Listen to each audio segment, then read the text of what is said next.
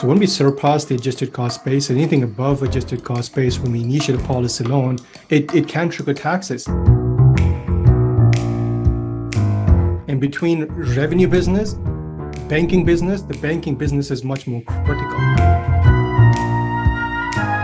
You get that peace of mind knowing that you're building a surplus on the corporate balance sheet, but you're doing it without triggering any taxable events.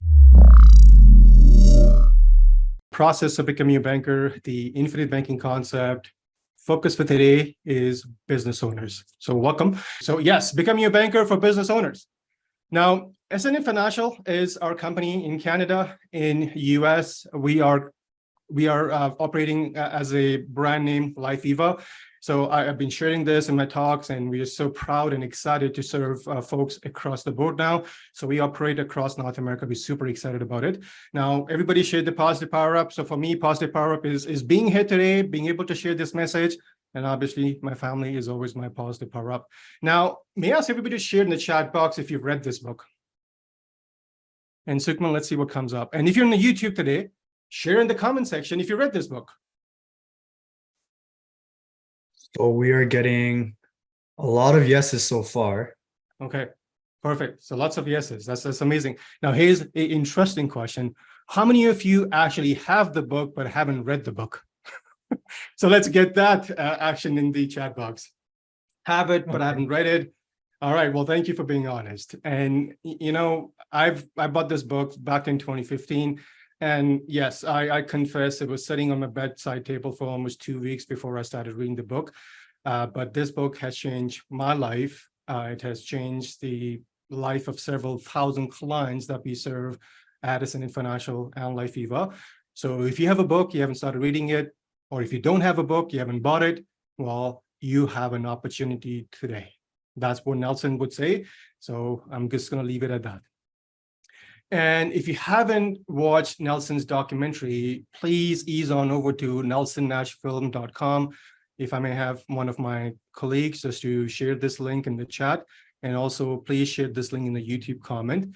So if you want to get a good glimpse of who Nelson was, the pioneer and the founder of the process of becoming a banker, this is how you do it. Go watch his documentary. I'm sure you'll find something amazing, 100%. Every time I watch it, I get inspired. Now, Nelson always starts his talk by sharing this, and he would say, everything begins with the way that you think. So we have to start thinking, but in addition to that, we have to actually develop the ability to start thinking differently. And in all the content that we have on the YouTube called the Banker's Vault channel, on our podcast channel, Wealth Without Base Rate, on the books that we provide as additional resources from our website, ascendantfinancial.ca. The purpose behind all the content is to help people start thinking differently, or help people start developing the ability to think, because everything begins with the way that we think. Now, today's talk is on business owners, so I'm going to dive right into it. Now, your business today earns an income called revenue. Now, you may be in a business where you have to sell goods to earn that revenue. If you are, for example, if you are in Amazon retail business, you sell goods via Amazon, and in exchange for that, you earn a revenue.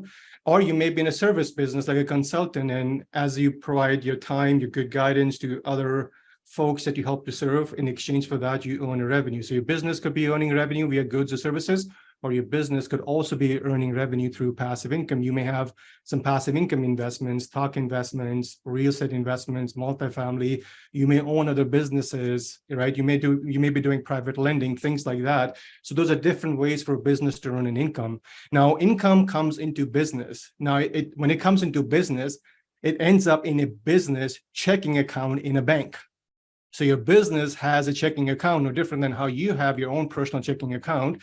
So when your business gets paid for the services and goods that the business sells, that's where the money goes. So the bank sees your money before your business actually sees the money. So that's just interesting. I say this in all my talks, that the bank sees your money before you see your money. In this case, the bank sees your business revenue before you see your business revenue. And once the money's in the business, then the business starts to use money for the purpose of paying for the things that the business needs for the purpose of team members, IT support, things like that. So business has payroll. It could be you could be on the payroll in a business as a business owner. You may have team members on payroll as support. You may have contractors. So business has payroll. You may own your property in the business. You may be paying mortgage. You may be paying rent. You have marketing and advertisement expenses. You got equipment financing. You may be leasing equipment. You will have accounting fees for sure. You may hire some IT consultant to run your business, from computers, from servers, things like that. You will have legal fees to run your business, and there's so many other things that the business is presently spending money on. So monies come into the business, monies leave the business. Now, if you add up all the things that your business is presently spending money on, so team members, business owners' income, mortgage, rent, utility, you may have loan repayments, credit card debts, payment to vendors, you may have insurance premiums, tax installments, legal bills, contractor fees. And if you add up all the payments that you have today on a monthly basis, so just think about it. Just add in your mind's eye, just close your mind's eye for literally 2 seconds and just think about all the payments that your business has to make today. Is that a lot of money, or is that very little money that the business is responsible for in terms of making payments?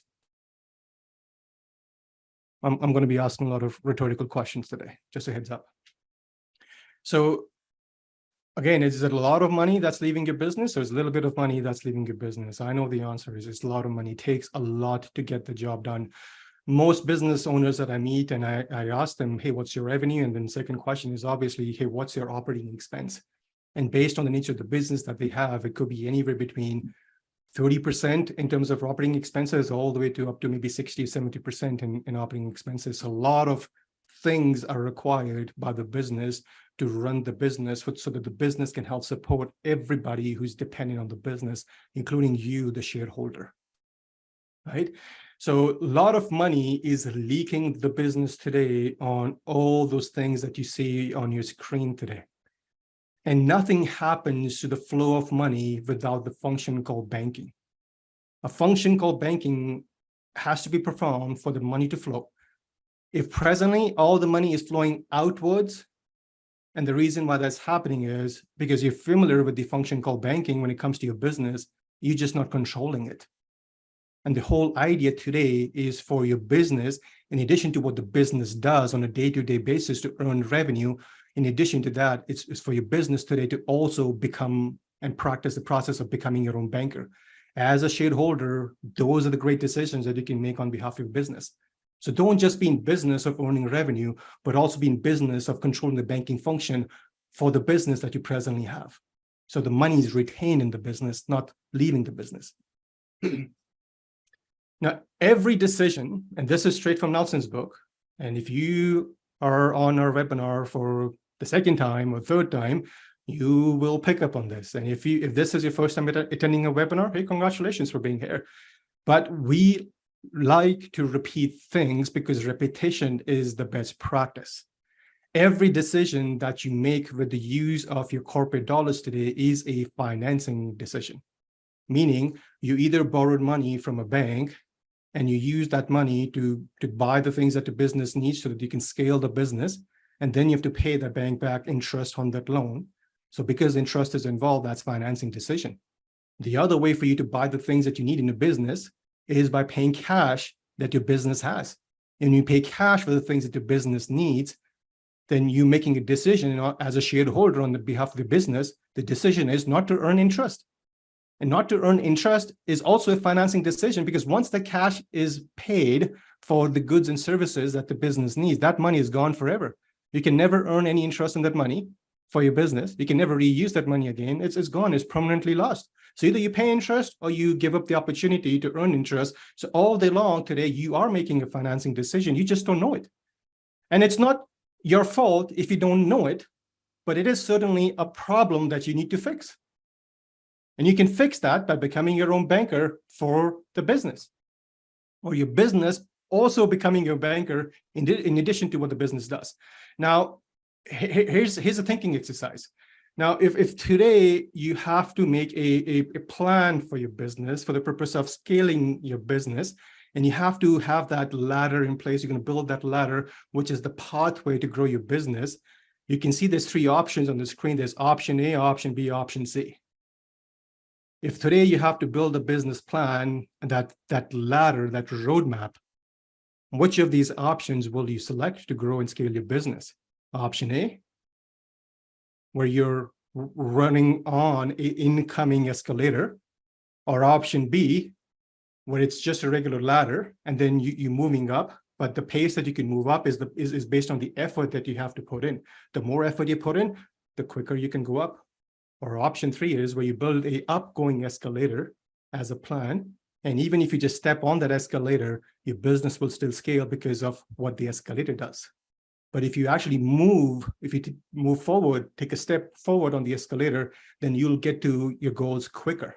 So if you had these 3 options, again, rhetorical question, but I need some participation. Which of these options would you select?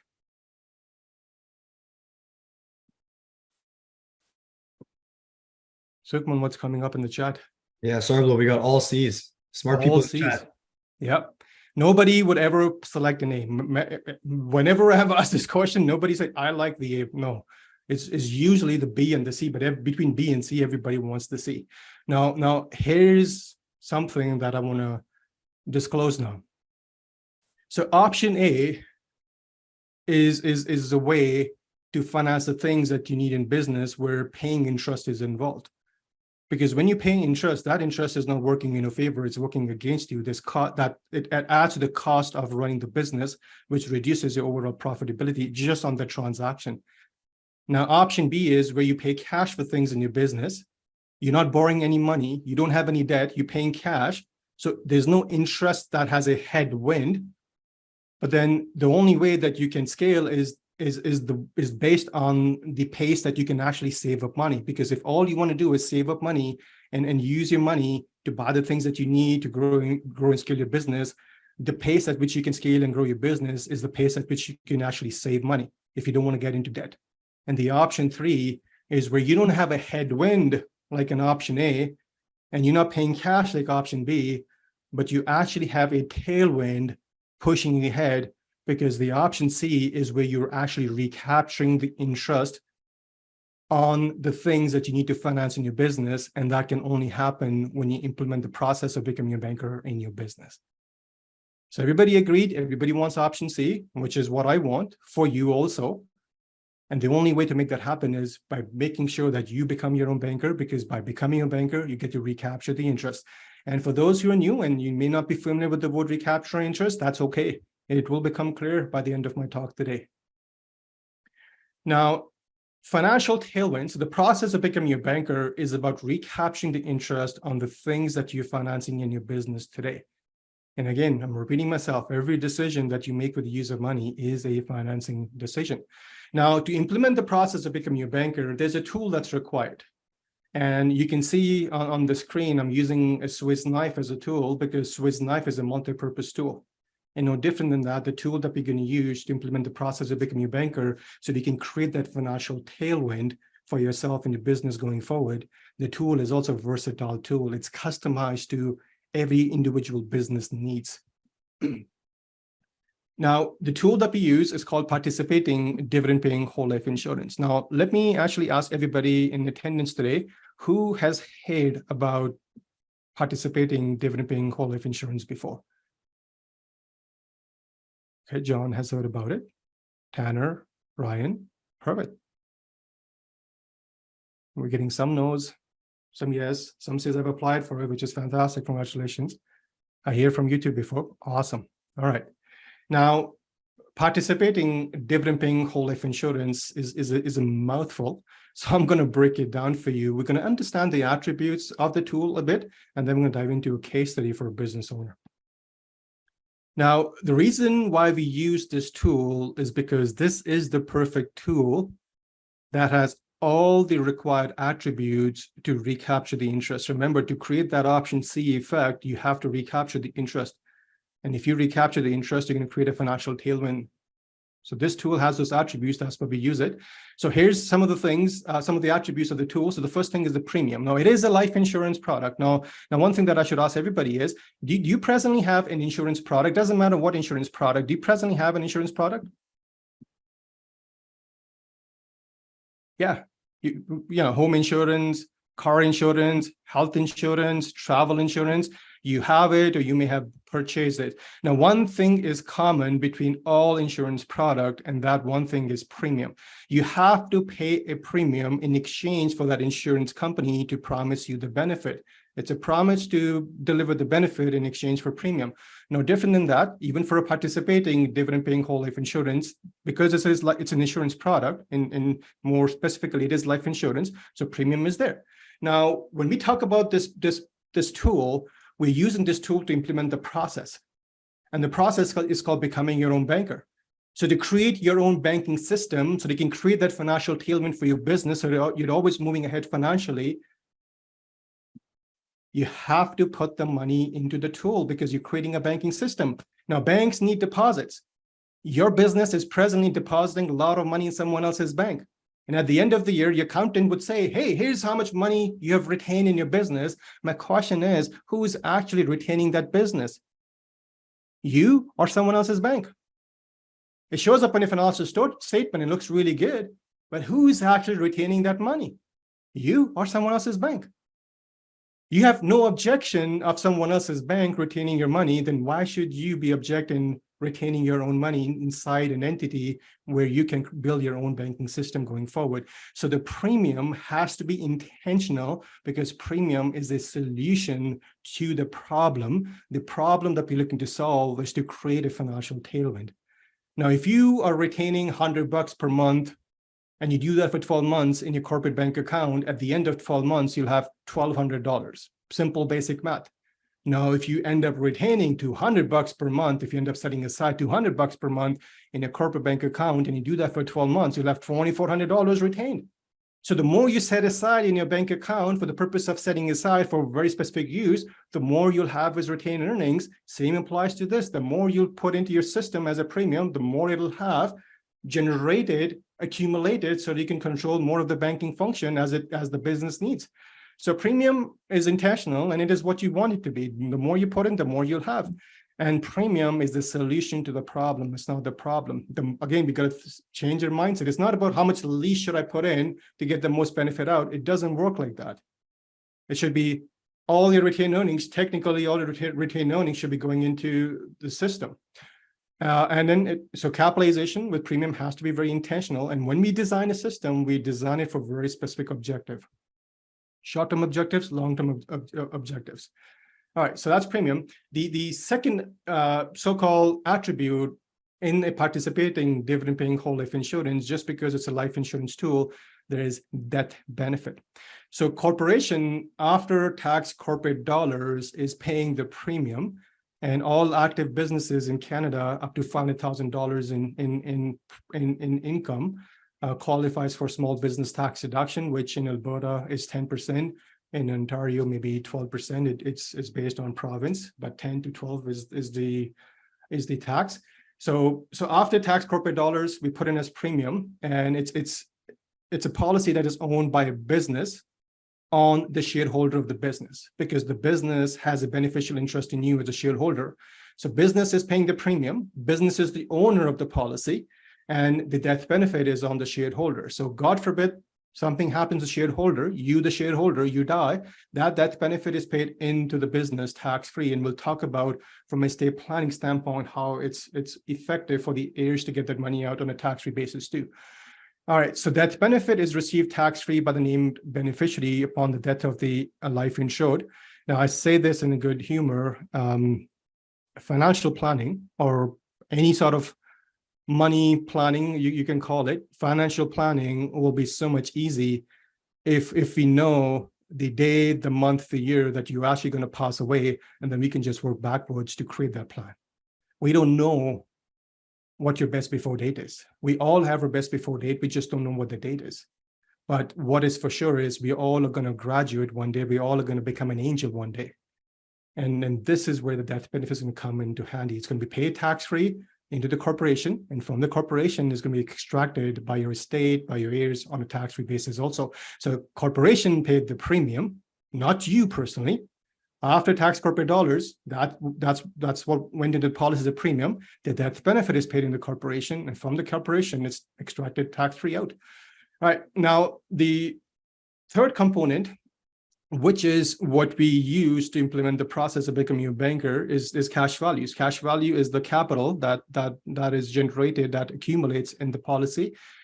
So cash value is a capital. It grows on daily basis. So inside a corporate-owned life insurance policy, the cash value growth is on daily basis based on insurance companies' contractual guarantee. The contractual guarantee basically stipulates that by age 100, total cash values of the policy must equal the total death benefit.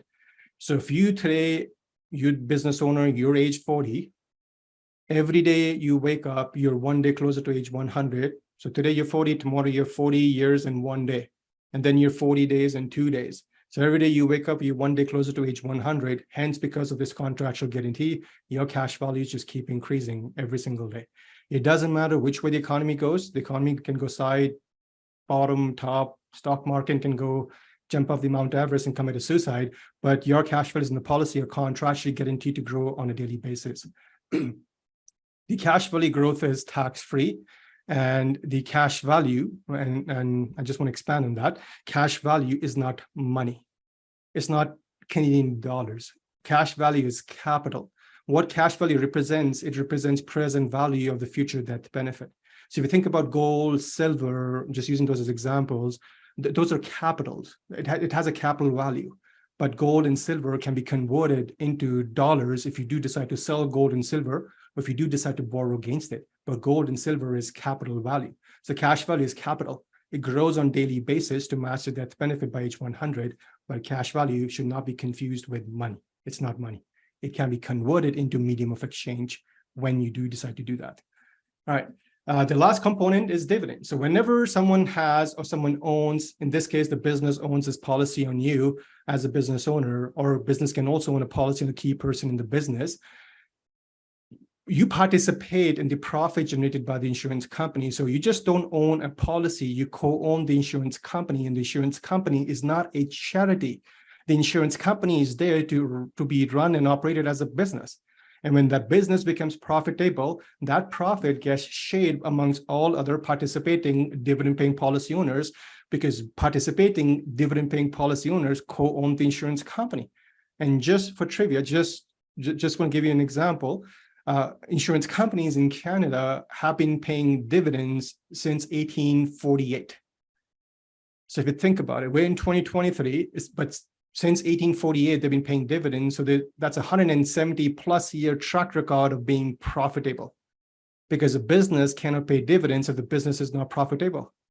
So are you aware of any other business that has produced and distributed profit over 170 plus years? If you know, please share.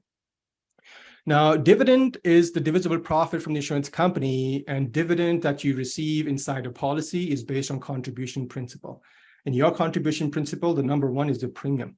The more capital as premium, so-called deposits that you put into the policy, the more you're going to contribute to the earnings of the insurance company. Hence, insurance company is going to reward you with higher dividends. So it's all based on contribution principle.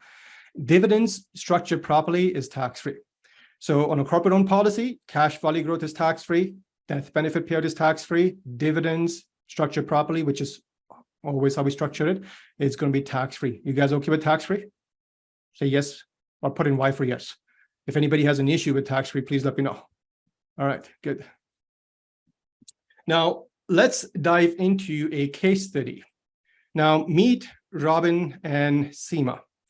Now, when they met with us, they had three main objectives that they want to get accomplished as business owner, three main financial objectives. They had some minor financial goals too, some short-term goals, but I'm going to talk about three main financial objectives that they had. Number one was they wanted to be able to finance all the big ticket items as it related to the business. That was their number one goal. And some of the big ticket items, I'm listing those on the screen. So you can see the corporate expenses. So think about your corporate expenses. Is that a high percentage of your revenue? And if it is, which I know it is, are you okay having that money come back to your system versus having that money leave your system? Right? Think about that. Now, so big ticket items, corporate expenses are always there. They also wanted to capitalize on investment opportunities. If any investment opportunities, more business acquisitions, some real estate, whatever they want to do from investment standpoint, they wanted to be able to access capital to capitalize on investment opportunities. And they wanted to create an emergency fund in case something happens, they're able to just access money and business can still keep on running with no issues at all. Now, the other biggest concern for every business owner that we have met is ensuring retirement. You must have heard retirement. I'm talking about ensuring retirement. So business owners, if I may ask everybody to just share in the chat here, what is your present insured retirement plan? Or do you have one? Say why if you have one, or N if you don't have one. Starblow, we're getting a lot of no's. That's the biggest concern for any business owner, because there's no defined contribution plan that someone is putting aside for them. They have to create their own insured retirement program.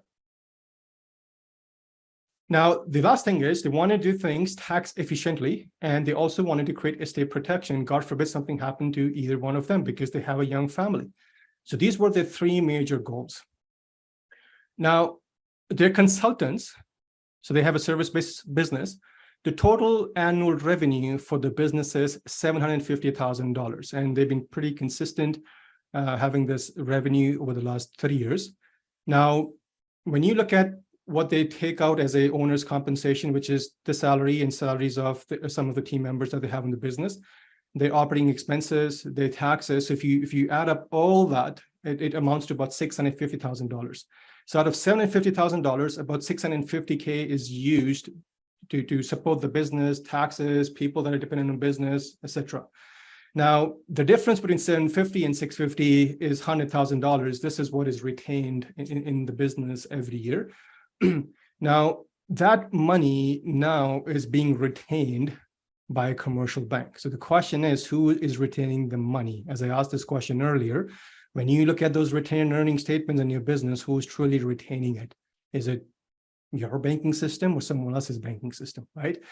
So is it their corporation banking system retaining it or someone else's banking system? Now, the objective is to move as much as capital as possible from the retained earnings to start their own banking system so that we can achieve those desired financial outcomes, as you saw.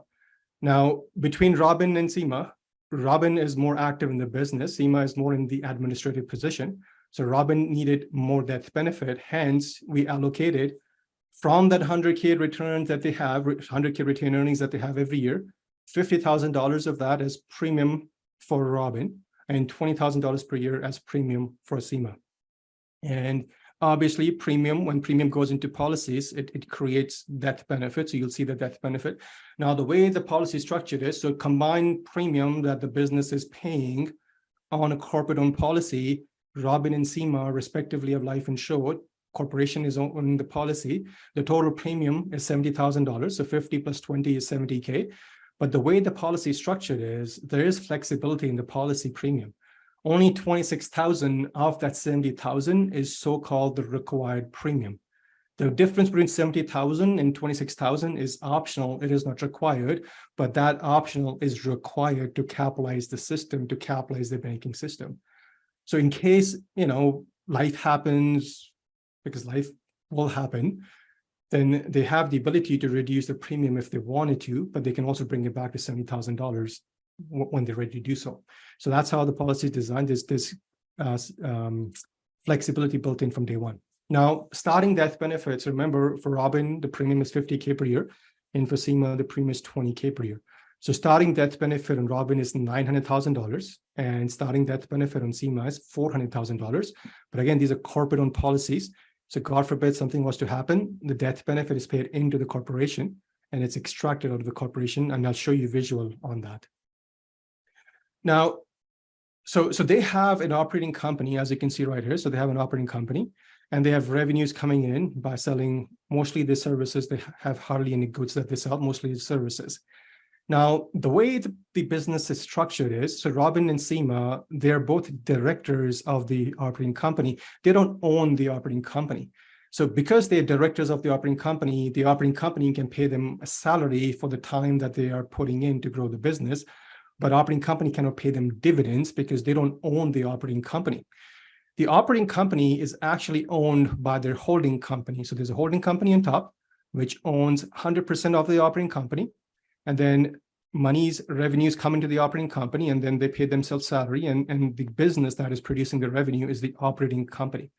And then Robin has 100% of Class A shares of the holding company, and his wife Seema has 100% of Class D shares of the holding company. So if they want to extract any additional money outside their income that they're getting from the operating company, they can extract that as dividends from the holding company. Holding company can pay the dividends, operating company cannot pay dividends. At the end of the year, so actually let's follow the cash flow. So revenue comes into the operating company. I'm gonna just try to use a laser pointer. So can you see the laser pointer? Yeah, it's good. Perfect. So revenue is coming into the operating company. Operating company has expenses associated with running the business. The operating company also pays them both salaries, so you can see that.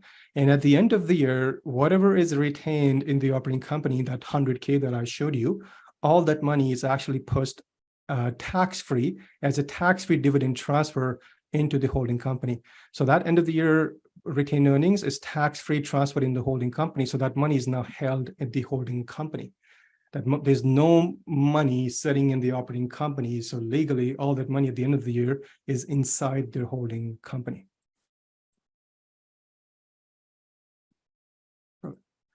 Now, holding company, because Robin and Seema, they own the holding company. So holding company has a beneficial interest in Robin and Seema, because the corporation is not going to work if the shareholders die. Shareholders are the one who have the vision, who are actually putting all the effort in for the holding company to, at the end of the year, have some retained profits saved up. So the holding company can own a policy in Robin and Seema. So the policy that I talked about, the 50K in premium on Robin, it's owned by his holding company, and the 20K premium in Seema, that's also owned by the holding company.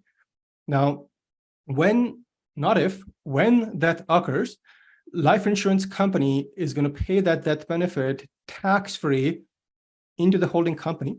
And then I'm going to presume I'm going to kill Robin for this example. I shared this jokingly, and one of the questions that people ask is, hey, how's my spouse a little bit high risk? Spouse meaning husband, a little bit high risk. And I say this jokingly, I say, the reason why the spouse is a little bit high risk is because they work so hard to keep their wives happy. So some of the wives don't like that, but that's okay. I just said this jokingly. All right, so I'm going to kill Robin. So when Robin dies, the death benefit is paid tax-free into the holding company. And then from holding company, it's extracted by Seema tax-free personally through the capital dividend account. So capital dividend account is a notional account that gets created upon the death of the shareholder. And the death benefit proceeds become part of the capital dividend account, and it's extracted tax-free out by Seema personally. Now, here's a question for you. Who paid the premium? In this case, the $50,000 per year, who paid the premium? Was it Robin who paid the premium personally, or was it the corporation who paid the premium corporately using corporate after-tax dollars? The corporation paid the premium. You're right. Now, at that, who is receiving the money tax-free?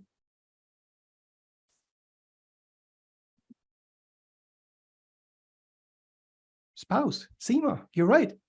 So after-tax corporate dollars goes into policy, but that death benefit is received tax-free personally. Isn't that good? So again, going back to the picture, this is how it's structured. So you can see 50,000 for Robin. Seema has 20,000 in premium. Starting death benefit on Robin is $900,000. Starting death benefit on Seema is $400,000. Now, do you like tax-free? So on a corporate-owned policy, no corporate taxes are paid on daily cash value growth. On a corporate-owned policy, the dividends structured properly, that's how we do it. There's no tax that the corporation has to pay on the dividend. The policy is not an investment, hence it is shielded from passive income tax rules. Does anybody know what the tax is on passive income? Share in the chat box if you know what the tax on passive income and how much it is. 50%, John, you're absolutely right. Passive income taxes are 50%. So the policy is shielded from that because the policy is not an investment. Now, the death benefit is also paid tax for the corporation, as I just described. So if you like tax-free, you're going to love the process of becoming a banker. Now, here's the policy design, and I'm showing everything cumulatively. Just to keep things really simple, I'm showing everything cumulatively. So you're going to see cumulative premiums, cumulative dividends, cumulative cash values, cumulative death benefit. So the first column is the year and the age. So they're both same age. I'm just using this as an example, just to keep it really simple. They're both same age. Now, cash premiums, as you can see, is 70,000 per year. Now, does the cash premium ever go up? As you can see, the cash premiums will never go up. Now, can the premium go down? And if you're thinking yes, the answer is yes. The premium can go down, and the only person or the only individual or the entity that can reduce the premium, in this case, is the corporation, and the shareholder on behalf of the corporation can make that decision. The premium can never go up, or the premium can go down. And insurance companies cannot force you to reduce the premium. They just can't. Now, because it's a participating dividend-paying whole life policy, these two policies are participating in indivisible profits, and you can see the dividends. Now, do you see the dividends going up?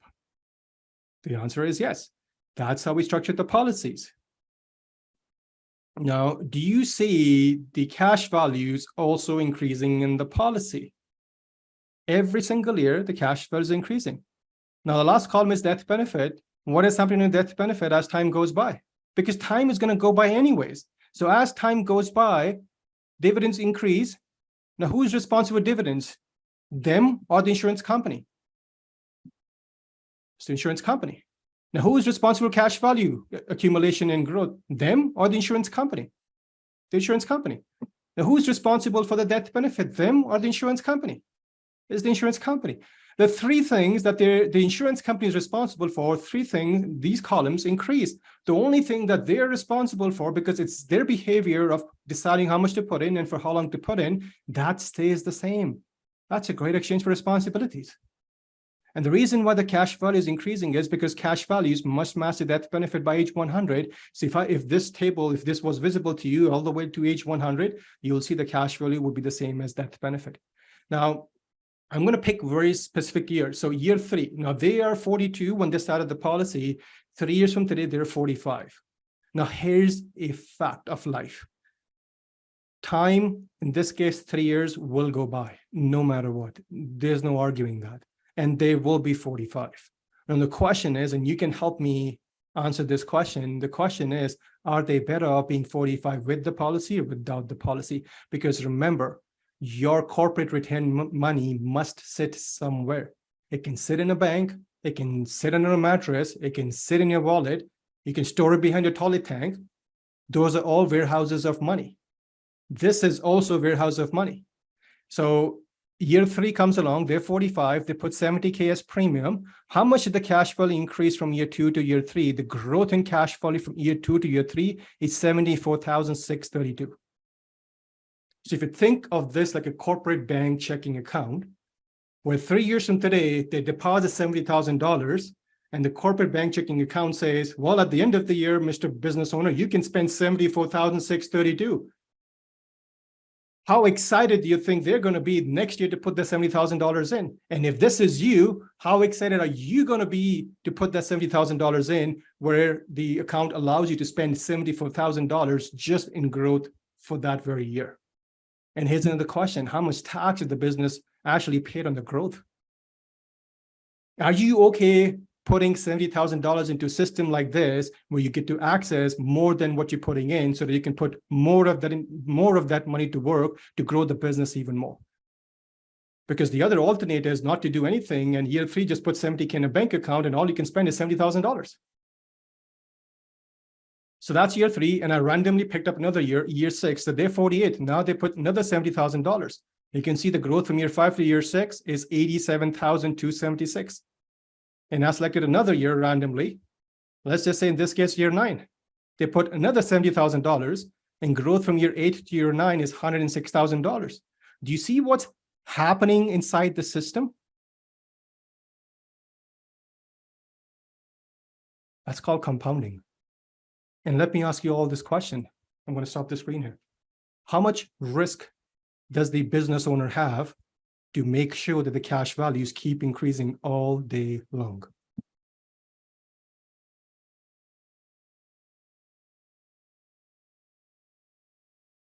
I'm getting a lot of zeros. But if they didn't do this and they ended up using retained earnings for the purpose of investing into something else, not saying investing is good or bad, but would they be taking a lot of more risk to achieve the desired outcome as compared to what the policy is going to do for them? And so far, I'm just talking about the product itself, the attributes of the product. I haven't even talked about the process of becoming a banker as it relates to their goals.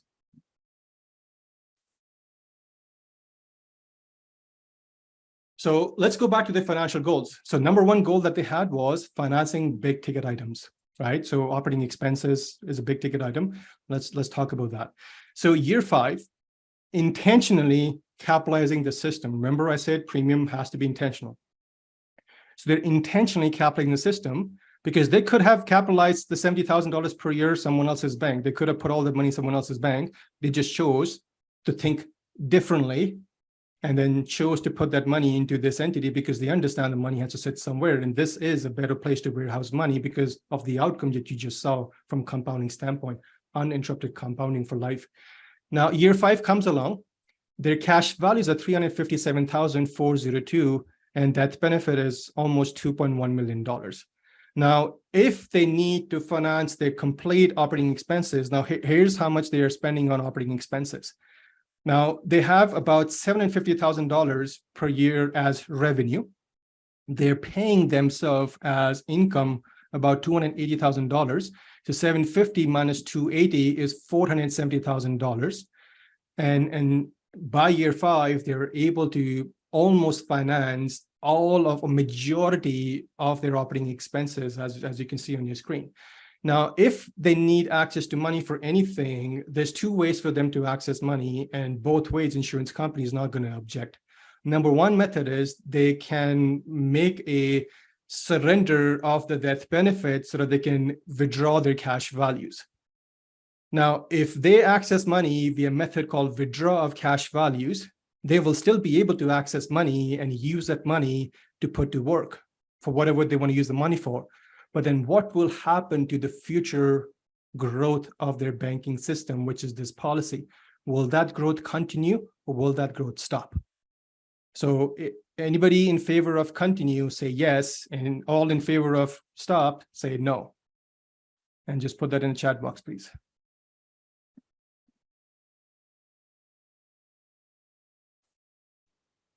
We're going to make this very attractive. So if they withdraw that money at year 5 to do whatever they need to do, will that growth stop or will it continue? Yeah, Tanner, you're right. Absolutely right. So no different than if you withdraw money from your bank account, your account balance goes down. Same thing will happen in a system like this. If you withdraw money, money will stop to grow. If they withdraw $357,000 in year 5, they're back to year 1 technically. Now, that's one way to access it, and that's not the way that we encourage. We don't encourage anybody to withdraw money because if you believe in compounding, when do you want your money to stop compounding? The answer is never. You always want your money to compound. So the way that they can access money, the second method is via policy loans. So at year 5, if they need access to capital, they can borrow 90% of that cash value as a policy loan. So 90% of $357,402 is $322,661. And that's a lot of money to finance all the major expenses that the corporation has. And when you access money as a loan, in this case, a policy loan, it doesn't interrupt the growth of the cash value because you're borrowing against it. The policy loan is not their money that they're accessing. The policy loan is insurance company's money, which insurance company is willing to lend them against their cash value. So all their money is inside the policy, still compounding and growing uninterrupted. So policy loan is 322,661. And for accessing policy loan, it's a single page document. In fact, nowadays there's not even a document. You just click on request a loan in your portal and money will be electronically deposited in your bank account. The only thing that you have to let them know is if you want money electronically deposited in a bank account or you want the money in as a check. Those are the only two questions that the insurance company asks. So if they request all this money as a loan, their cash value will be used as collateral, meaning they won't be able to access 322,661 of their cash values until they repay the loan. But all the cash value is still inside the policy, growing every single day. And insurance company will put a lien on the death benefit for the loan.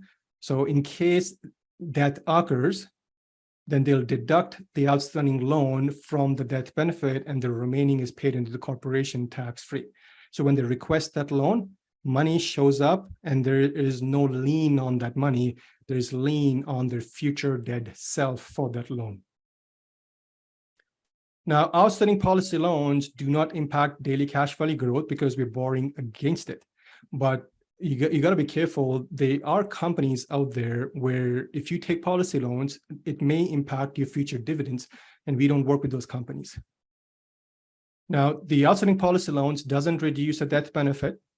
There's just a lien on the death benefit for a loan. It doesn't negatively impact your future dividends. It doesn't show up on any credit report of any kind that there is a loan inside a business. It's private between your business and the insurance company. And at that, any outstanding loans gets deducted from that benefit. So insurance companies do not even dictate terms on paying back the policy loan. That is all controlled by the policy owner. So now the policy owner becomes the banker. So the first character in the financial play, so there is a play that's happening here. Most people are not even aware of it. The four characters in the financial play are the depositor, the borrower, the banker, and the bank owner. So the policy owner is a depositor because they deposit money as premium into the insurance company. Now they are the borrower because they're requesting policy loans to finance their operating expenses. But they're also the banker, which means they control the repayment terms of the policy loan. And they're also going to be the bank owner, which I'm going to explain in a bit, because policy loans is not free money. It's a loan from the insurance company, and purpose behind insurance company, insurance company is a business, and purpose behind any business is to produce a profit. But insurance company mandate is to produce profit for policy owners. So they're charged interest on the loan, and you're going to see that in a bit. So when policy owners actually pays back principal and interest to the insurance company, that interest is profit for the business that they co-own. And when business becomes profitable, they get dividends. Hence, the policy owner also becomes a bank owner. So depositor, borrower, banker, and bank owner. When you are all four characters in the financial play, you will definitely create a financial tailwind. All right, so going back to that example. So we take a policy loan at year 5 for 322,661, which is insurance company's money, not their money. Current policy loan interest rates are 6.5%. So although the interest is charged on daily basis, so basically 322,661 multiplied by 6.5% divided by 365. So the interest is calculated on a daily basis, a simple interest.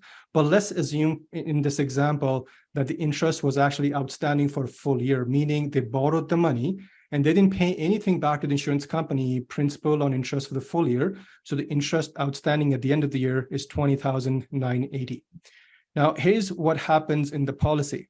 The cash value growth from year 5 to year 6, so between year 5 and year 6, the cash value growth is 84,276. So let's just isolate the loan itself.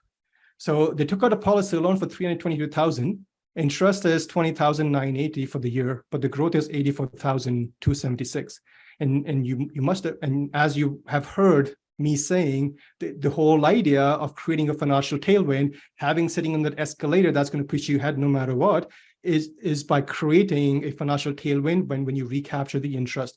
So you can see in this scenario, they're recapturing the interest. They're outgrowing what the cost of interest is in the growth of the policy. So if today you have to make that transaction, are you okay making that transaction where the interest is 20,980 and the growth is 84,276? So type in Y for yes, and then no, I don't want to do this. This is just too much for me, and I don't want to pay interest because I don't pay interest.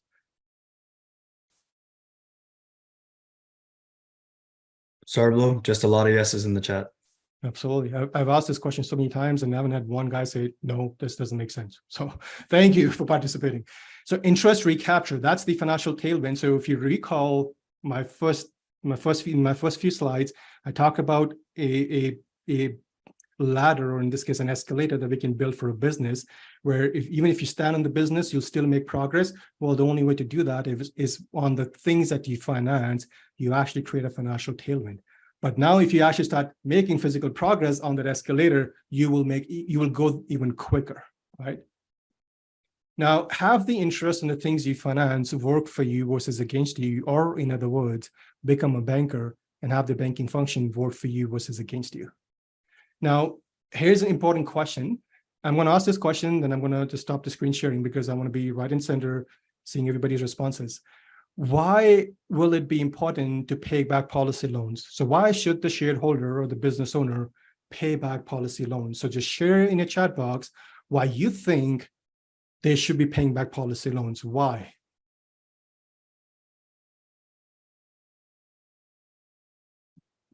And if you're in the YouTube, you can just put that in the comment section of YouTube. So why do you think the business owner should be paying back policy loans?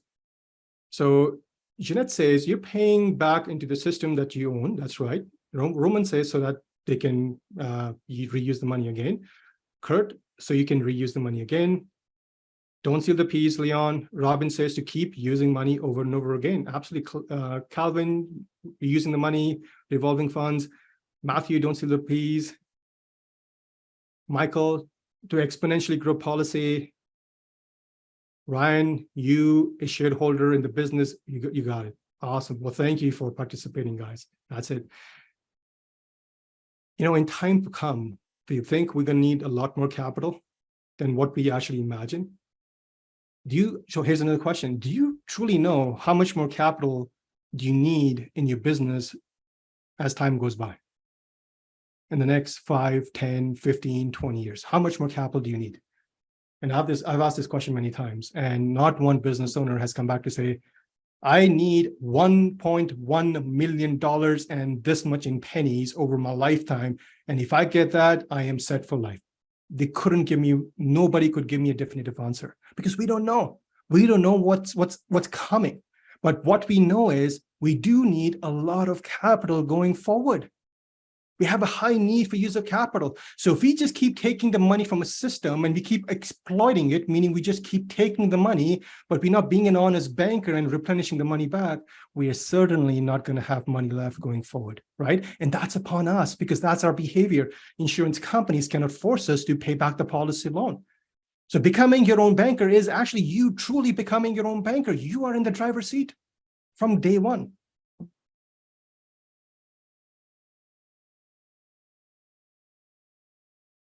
Now, the objective of any business is to do what? Is not just to earn profit, but it's to stay profitable. Again, think about it. The objective of any business is not just to earn profit, but it's actually to stay profitable. So if they just keep taking policy loans all the time and they don't replenish the money back, then they are not going to meet their company vision, which is to be profitable no matter what. Right? So replenish the money on your terms so that money is back on the shelf to be reused again. And then it's policy owners' behavior who's going to create a positive impact because the process of banking is controlled by them. Remember, they are the 4 characters. They decide how much to deposit. They decide how much to borrow. They're the banker. They decide how to repay the loan back.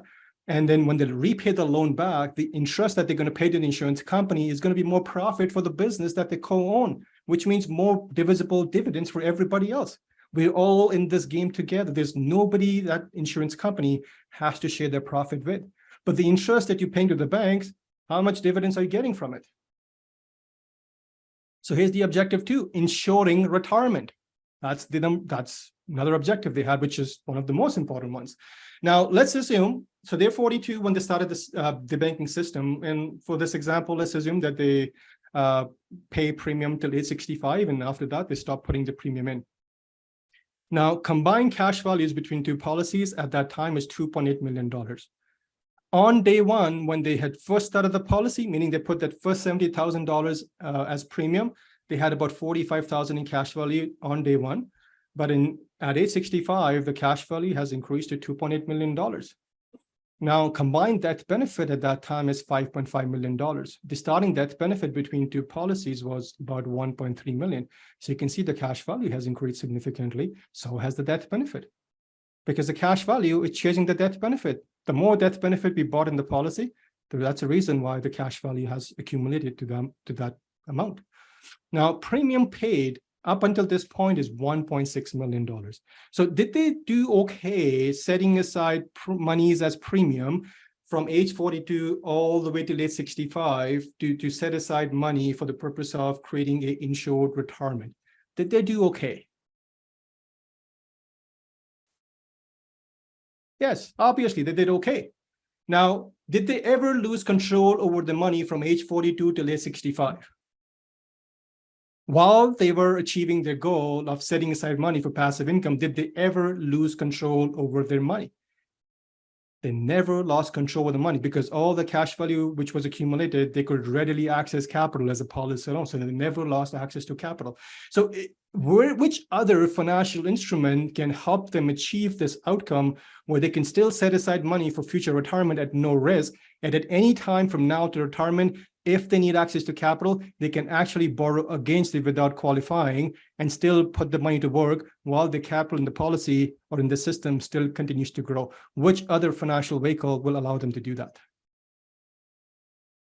If you know of an alternate, please share.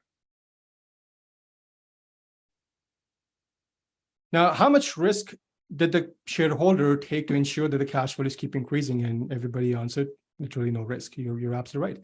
Now, let's compare and contrast, because see, everything that we do financially is a measure against how someone else is doing. And that's when we make a decision if we should go with option A or option B, because we get to compare which one works in our favor, right? Now, we looked at what the policy did. Now let's look at an alternate investment. So rather than setting aside those monies as premium inside a policy and do all the great things that we've talked about so far, let's say if all their objective was to set money aside for future passive income, what would an alternate investment would look like, which would match what the policy did? So total premium from age 42 to age 65 is 1.6 million. So let's say they put in $70,000 every year from age 42 to age 65 in an alternate investment. Now, policy cash value, does anybody remember how much it was at age 65? Let's see. Can you put in the chat? Anybody remember? 2.8 million. That's right. So to match for this alternate investment, to match what the policy did, the alternate investment had to earn them 9% per year, every single year from age 42 to age 65. Because alternate investments are subjected to passive income taxes. Now, here's a very important question. How much risk will the policy owner have to take to ensure that they actually they earn 9% every year without a miss from age 42 to age 65, keeping into mind all the recession and depressions that we've just experienced in the last 10 years? Is that high probability? Is it low probability?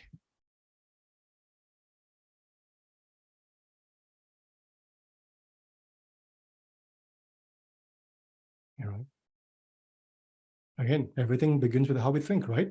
So, and the alternate investment will have to earn them 9% per year. And then if death occurs, how much is the death benefit in the alternate investment? Policy had about $5.5 million in death benefit in addition to $2.8 million in cash value. How much is a death benefit in alternate investment? Just the value of the account. That's basically it. And how much of the death benefit, so how much of the amount in the investment, if they die, is actually taxable to the heirs or the estate? Because to get that money out, well, guess what? There's going to be tax that's going to be triggered again.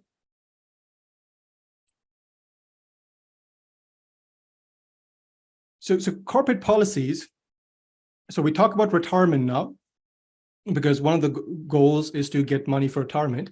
Now, when it comes to retirement, I'm going to just stop the screen sharing here. The objective is to just enjoy life, just live off what they've worked so hard to create. So they're not practicing the process of becoming a banker at retirement. All they want to do is just take the money out every year from age 65, and I'm going to assume that they live to projected mortality, which is age 90. So they're not practicing banking, which is they're not taking loans and replenishing the money back. They're just taking money out and having a really good time. Now, for this particular thing, for this particular strategy at retirement, I'm just going to pivot a bit, and I'm going to explain why I'm doing it this way. And the biggest reason is to take advantage of tax rules as it applies to the corporation. So at retirement, so at age 65, they can pledge their policies also as collateral with a commercial bank.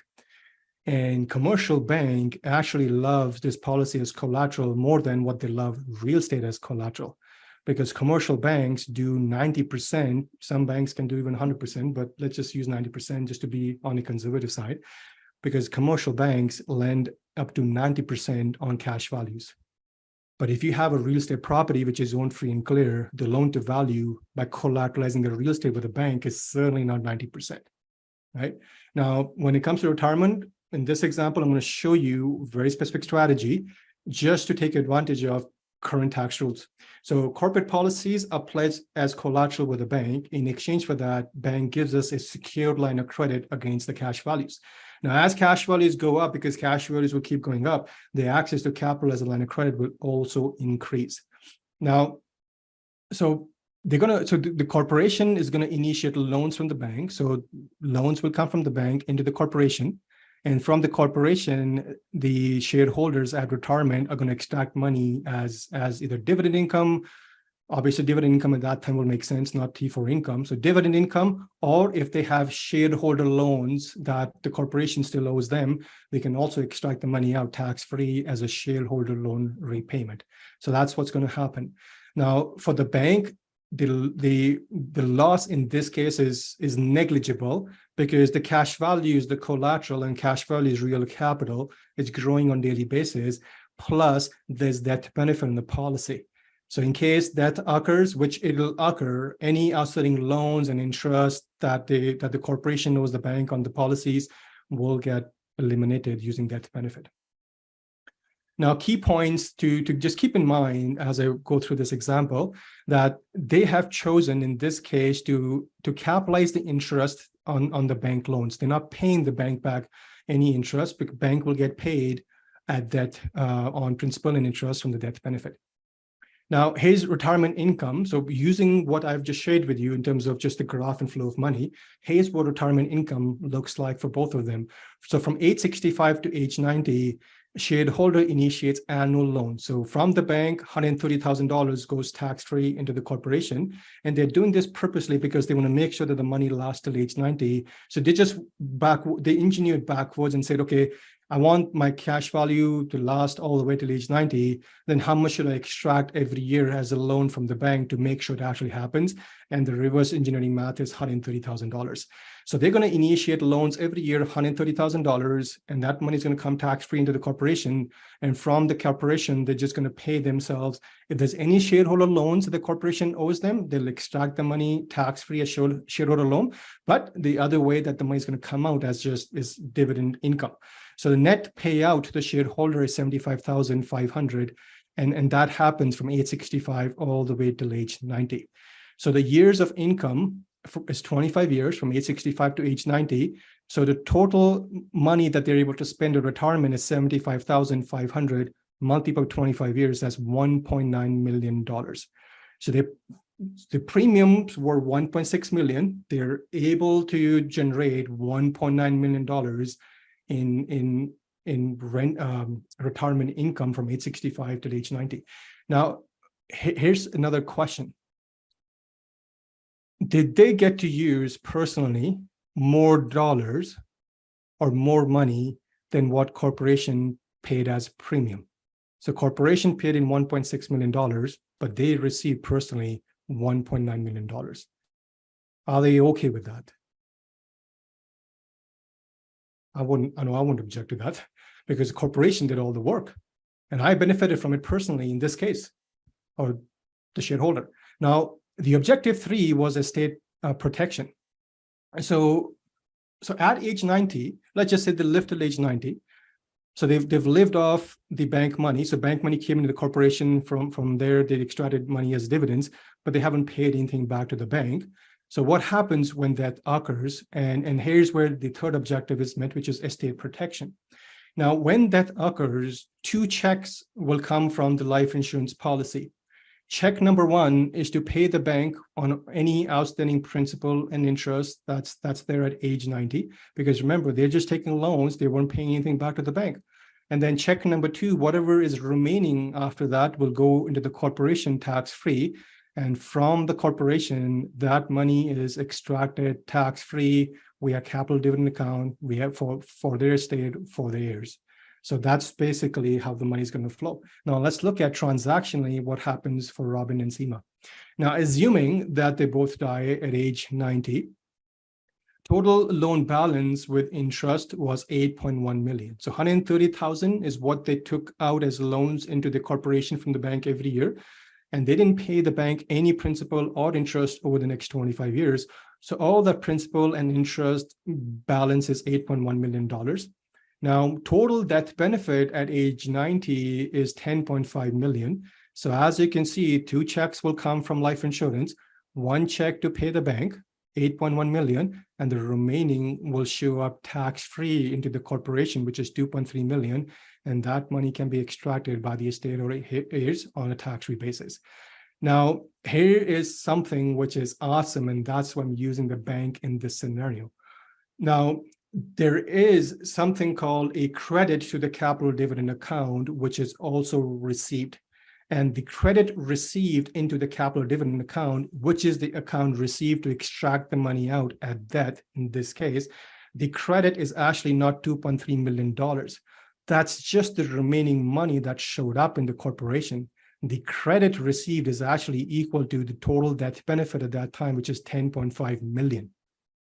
So the CDA credit is 10.5 million, but only 2.3 million actually showed up, which means they have available CDA credit of $8.2 million just sitting in the corporation. So if they have extra monies outside of the policy, those extra monies can also be now extracted tax-free because there is a credit limit on capital dividend account.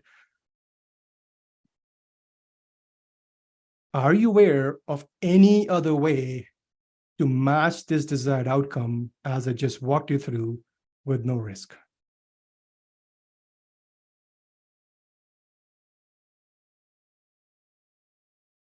Type in Y for yes or N for no.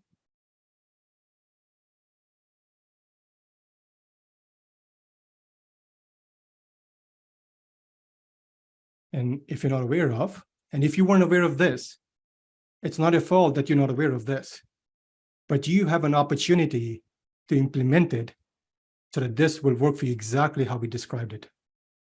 And here's what you have to do next. You got to just text the word schedule to the phone number on the screen, 780-809-4599, and schedule a time with one of our authorized infinite banking practitioners on our team so that you can start having discussions exactly what I just walked you through. And your situation may be different. So let's go ahead and schedule the 30-minute call. And you won't regret meeting with any of our infinite banking practitioners because they're really good at what they do. And they're super excited to actually serve people. They want to help people by actually helping them. And it's all validated in our Google reviews. So presently, amongst different locations that we have for Ascendant Financial across Canada, we have more than 1,000 5-star Google reviews. This is actually old. This is about 3 to 4 months old. And in our Toronto location, we have 363. In our Edmonton location, we have 269, but it's much more today. And obviously, these 5-star Google reviews are not there because we do a good job of setting a policy. We don't sell anything. We want to make sure it's a good fit for you and us before we proceed. But all those reviews are for the value that we're adding from strategies, from implementation, from brainstorming, from continuing coaching that we provide to all our clients.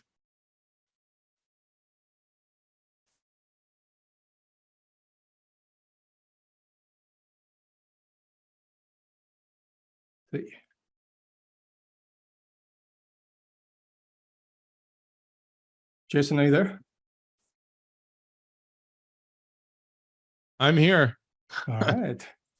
I was able to get logged on. I had difficulty with the Zoom platform. Zoom and I need some relationship counseling.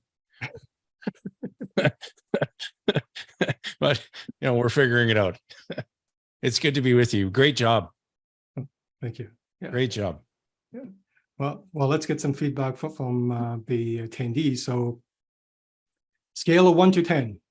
We always want to do that. 10 being this was good use of your time and great value add, or 1 is you should be doing something else with your time. So where are we on the scale? And we appreciate the feedback and please give exactly what it is. Oh, it's all 10s. Well, and you got a 1 trillion from Calvin. All right, Calvin. I look forward to meeting you in a couple of weeks. Well, and that'll be his starting premium. Yes. Yeah, this is really good. So, Yeah, so all Jason, 10s. Yeah, so Jason, one of the questions that come up in client meetings, and I would really appreciate your intake on it, is question is, hey, like I've been working with my accountant, and my accountant never mentioned any of this, right? So, what are your thoughts on that? Or hey, let me run this by my accountant and see what my accountant's interpretation is on everything that we learn. Well, what comes up for me is that when I hear a prospective client say that, it's an indication that there's a trusting relationship there with that person and with their accountant, which is a great thing. I just think it's really important to emphasize areas of specialization. It's really important for me to make sure that I'm communicating with the right resource of clarity and information. So I'm not going to go visit my dentist and ask my dentist to let me know whether or not the cardiac surgical procedure that my board certified cardiologist recommended is something that the dentist is in favor of or not. It's super important, and great accountants will be very proactive in sharing that with their client to say, you know what, that's not my purview. I'm not licensed or designated to provide advice in that space. Let's bring the professional into the conversation so that the accountant can also get their questions answered and make sure that they have clarity. And that's where we find the best connection and the best outcome, because sometimes that doesn't happen, where maybe the accountant might have formulated some opinion without really being designated or licensed to share any of that perspective with a client, because that can end up getting that professional into a lot of hot water. No different than if we were to take it upon ourselves to try and provide tax advice to a prospective or an existing client. That would be way out of bounds because we're not designated to provide that. So I think it's just really important that for all of our business owners who are in attendance, who have great relationships with your accountants, to understand that we work with chartered accountants, CPAs on a daily basis. We have 2 chartered accountants on our team who connect directly with clients' chartered accountants. We don't provide chartered accounting services, but we make those professionals available, because we always find that at some point in the process, it's always good to have one chartered accountant speaking to another if there's an absence of clarity or there still needs to be some additional conversation. So that's really my take on it. And over the years, that approach has served us extremely well. Yeah, absolutely. I have a client, and their accountants would call us proactively, just trying to get updated numbers on, hey, what was the cash under value on the year end and things like that, and those are great because we want to work as a team, right? We're all here to serve the client, right? So but some great questions have come up, and let's one thing I like, any of our business owners in attendance in the chat window, and forgive me, Sarblo, if you had asked this question earlier, but for all of our business owners in attendance, just a Y for yes or an N for no if you like having a surplus on your balance sheet. Lots of yeses. All Ys. Okay, good. Yeah. Now, is your preference for that surplus, is your preference for it to be taxable or non-taxable? That's a good one. Yeah, it's, and now my next question is, how large of a surplus do you want to create? Yeah. So it's just getting very clear on exactly what that number is. This is what I want the surplus to be on the balance sheet. And we want to be as specific as possible with that number. And you said it great earlier when you talked about who's actually retaining retained earnings. It isn't the company. It isn't the business owner. It's the bank where that business has money reside. All you got to do is change the address. Yep. The money's got to reside somewhere. And so I'll share one more quick thing with you, Sarblo, that I think is really pertinent. So I was speaking to a business owner having this discussion about, you know, there was a terminal tax obligation. It was north of 1.1 million. And if you could borrow money today, if you could borrow money from a commercial bank today, would 9% be a decent rate of interest? In where interest rates are today, would 9% be a decent rate of interest? Yep, 100%. All day long. Yep. So we were looking at a policy where we have $100,000 of premium that's going to go into this contract. And thank you, Calvin made a good point. 7.2 is prime, so 9 is decent. Absolutely. I haven't met anybody who's a prime customer of the bank ever. I'm in my 16th year in practice and have served thousands. My point being is that the business owner said, well, if death occurs, God forbid, if that happened prematurely, we have a $1.1 million terminal tax obligation. We can pay the interest, right? You can pay that in installments over a maximum of 10 years. Well, what is the interest? What is 9% of 1.1 million? 99,000 a year. 99,000? Mm-hmm. So I said, Mr. Business Owner, John, you pay the interest and I'll take care of the principal. He says, what do you mean? I said, well, you pay the interest, right? So you pay the equivalent. So he's going to put 100,000 in premium into the policy.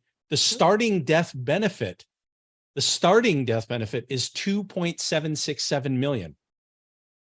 Have we more than covered the principal of that terminal tax obligation? Oh, yeah.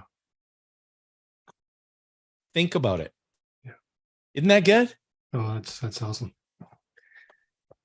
Yeah, man, this is good.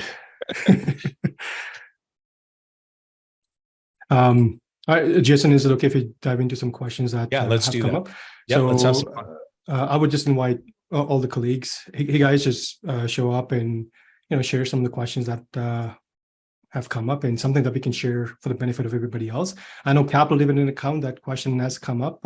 We can certainly answer that or expand on that. But yeah, please go ahead and share what questions have come up. Yeah, that's a good one to start with, Servo. We definitely got questions on the CDA. People just want a little more clarity about how that works. Yep. Well, we got Henry. Henry, is it okay if I keep calling? So Richard calls me a recovering engineer, so I'm going to call you a recovering CPA. Well, my pleasure. I am recovering from being a CPA, traditional CPA CA. Was there a frame of how that question was asked? So yeah, the question was, can you expand on the CD account, the capital dividend account, and what that is?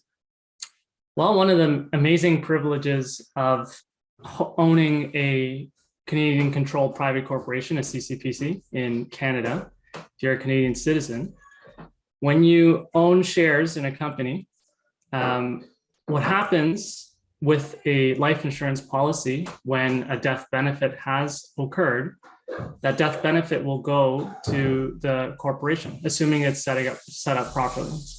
And that will create what's called a capital dividend amount of dollars. That death benefit will transfer roughly the same amount of the death benefit to that capital dividend account.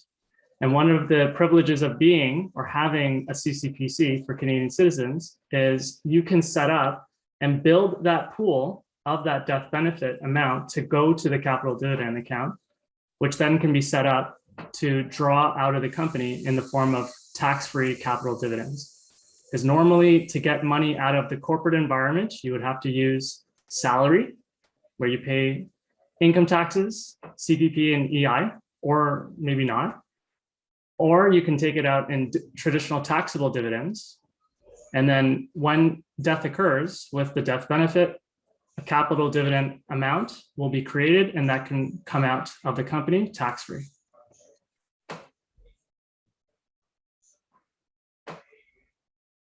Thank you, Henry. And hopefully, whosoever had asked the question, that definitely answers the question.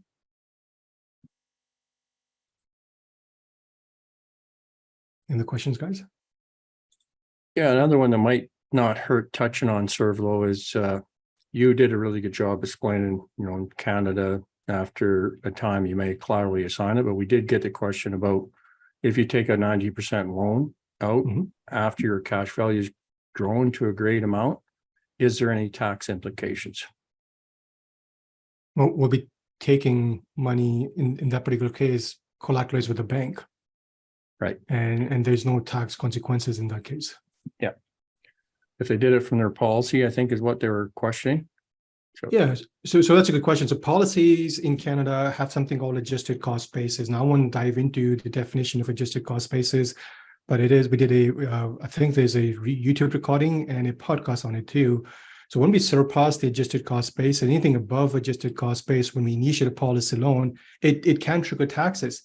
Now, before I dive into expanding more on it, let's just look at it from CRA's point of view, how they see a policy loan, or what truly is a policy loan. A policy loan is literally an advance on your death benefit. You're getting to a stage now where, adjusted cost basis, whatever the number is now, you've exceeded it, and you take a policy loan and it's an advance on death benefit, and you're getting more than adjusted cost basis, and you're alive.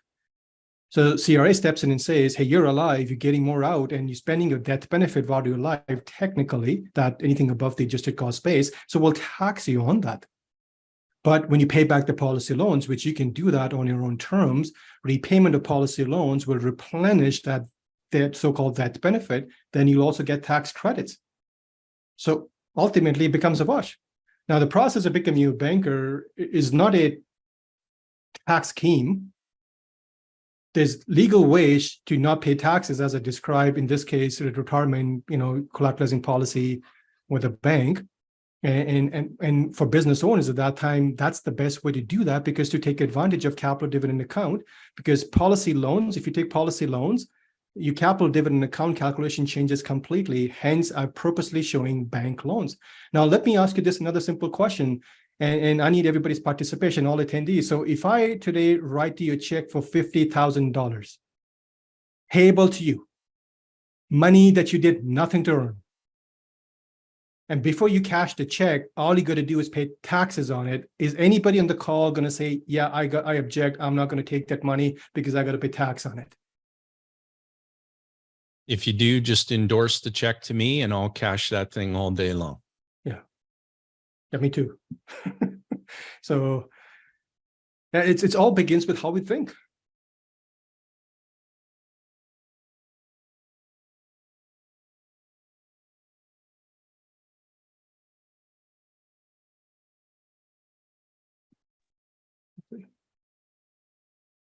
I have one here, Sarvlo. It says, in a corporation, would the policy paid be tax deductible?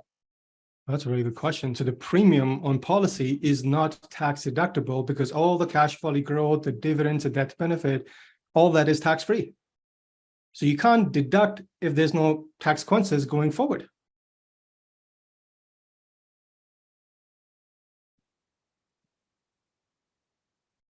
Hey, Sarblo, we had another question. It was along the lines of, is there a minimum amount or the business needs to be profitable in order to do this, right? In order to do IBC?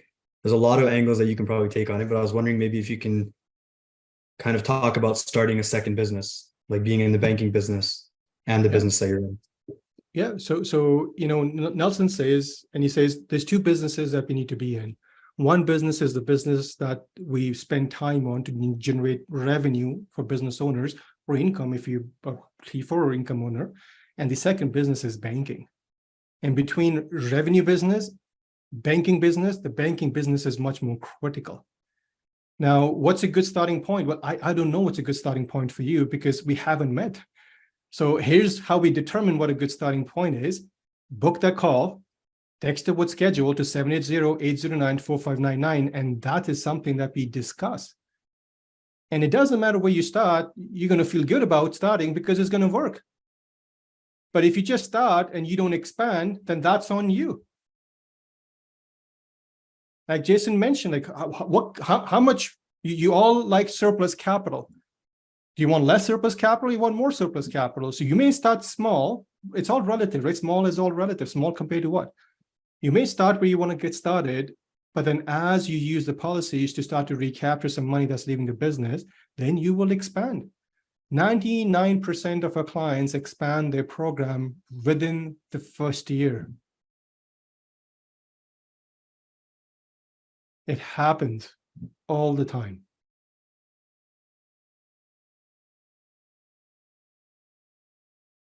Go ahead, Roman. Yeah, we have another question, Jason and Sarblo from Tanner.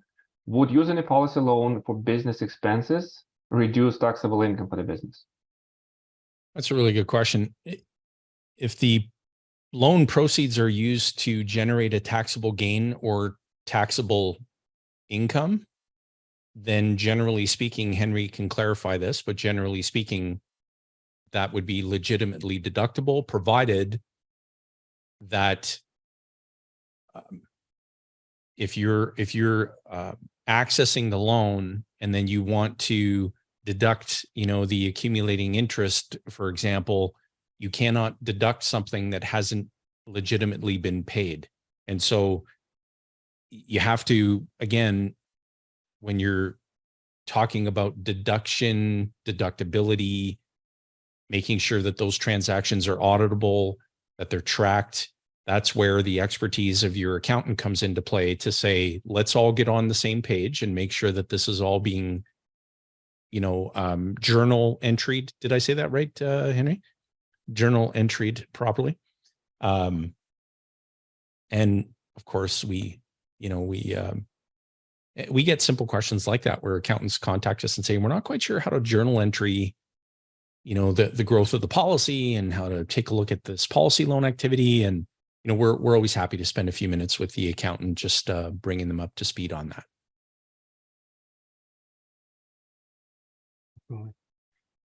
Jason Calvin put an interesting note in the chat box. He says, to whoever is thinking about it, there's no charge on booking a call or even on starting a policy. So Calvin, thank you for sharing that. That's excellent. Thanks, Calvin. Yeah.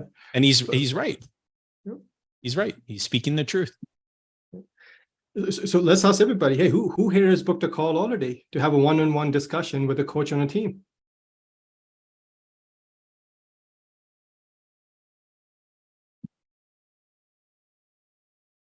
Hey, nice going, Calvin. Francisco's in the process. Roman's giving everyone a round of applause.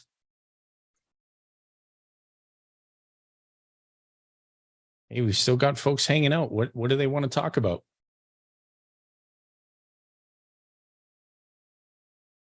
Jason, just circling back to that question that Tanner asked, if I read it correctly, he said, if I use a policy loan to pay for business expenses, would those expenses still be deductible?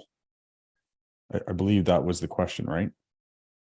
And so it doesn't really matter where the money comes from if you pay an expense in the business. I'm not a tax professional, by the way, but Henry, correct me if I'm wrong. Like if I pay an expense in my business, it doesn't really matter where the money comes from. That expense would still be deductible, right?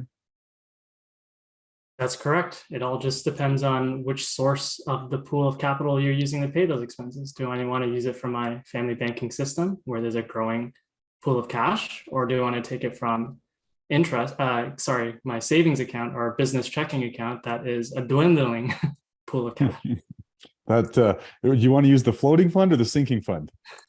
Nah, that's a good one, Vern. I like that. Tip the waiter, try the steak. He'll be here all day.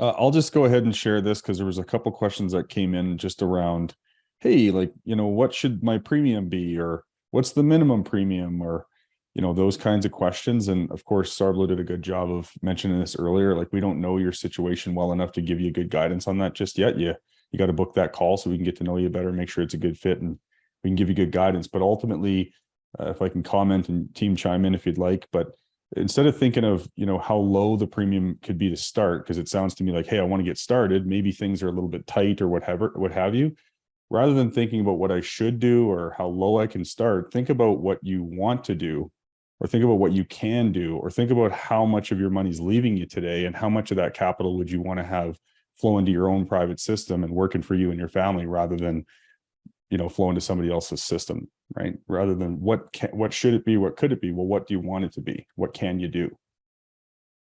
For all the business owners in attendance, if you think it would be valuable for us to run a few sessions on how to improve the profitability of your business, regardless of the stage of growth that your business is in right now, if you want some very specific, actionable coaching on how to do that, just, okay, we got a bunch of hearts showing up.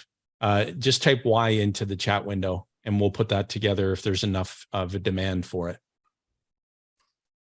I would also add, if there's any particular topics that we can maybe provide in terms of value to help enhance your business. This is where we get a lot of opportunities to coach many business owners and can share a lot of best practices or wisdom along the way. And these are topics that we definitely would love to hear. Yeah, definitely.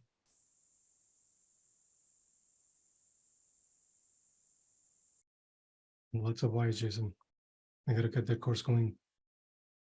Okay, well, let's, I don't know if Moses is around or if Devin's around, but if we want to get that up on the calendar, we'll put a couple of sessions together exclusively for business owners, and we'll share some very tactical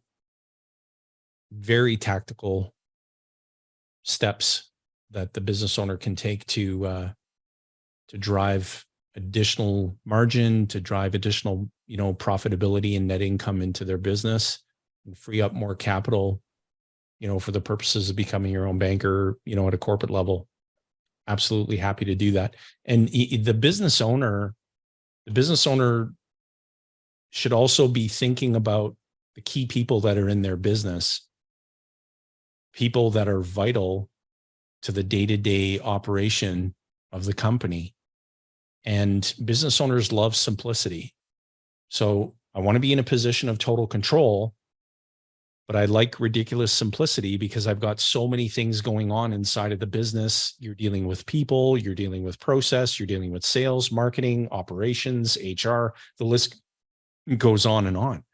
So as it relates to the accumulation of capital, you want this to be really simple. And we coach you and mentor you through that so that you get to achieve that simplicity, but you get that peace of mind knowing that you're building a surplus on the corporate balance sheet, but you're doing it without triggering any taxable events.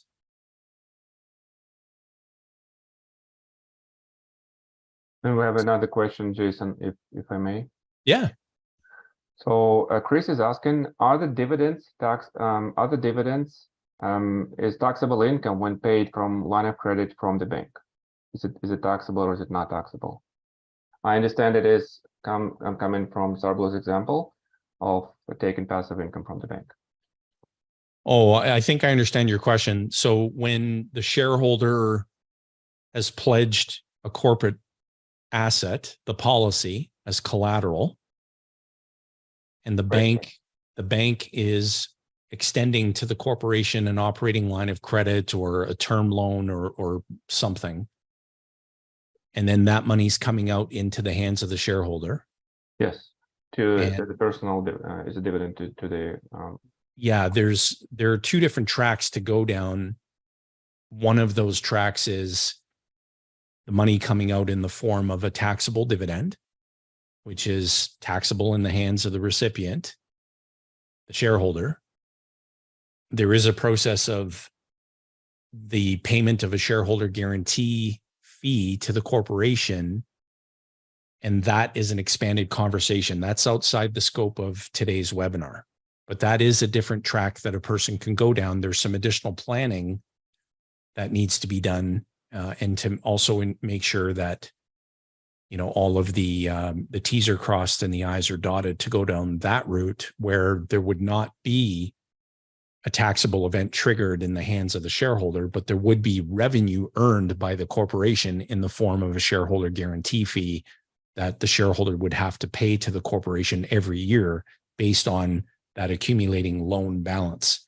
And so we can have a more personalized conversation with any business owner who wants to explore that option a little bit further as well.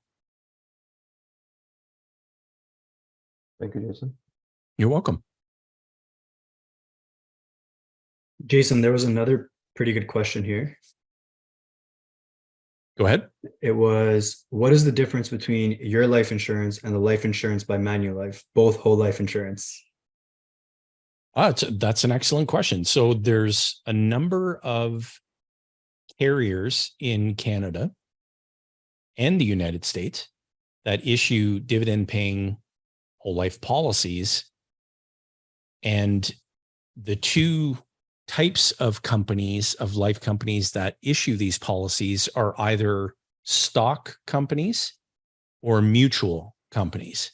So a stock company would be, in this case, Manulife would be one of many examples of a stock company. And when you're dealing with a stock company, you're dealing with shareholders, and the stock company, their primary mandate is to be responsive to the stockholders of the company, understandably so. That's how a stock company is organized. So in the case of Manulife, their primary mandate is to the stockholder, not to the policy owner. When there's a divisible surplus generated, that divisible surplus is distributed not only in part to the policy owners, but also to the stockholders. So if you look at it from this perspective, if you think of putting money into an investment that charges a fee, like a management expense ratio, you may have heard that before, Sigmund, MER. Have you heard that before? You can hang out with the folks on Wall Street and Bay Street if you use lingo like that. So the MER, if you look at it from this perspective, think about a stockholder receiving a portion of the divisible surplus generated by the stock company. So now there's two people lining up at the buffet. Okay. Makes sense so far? Yep.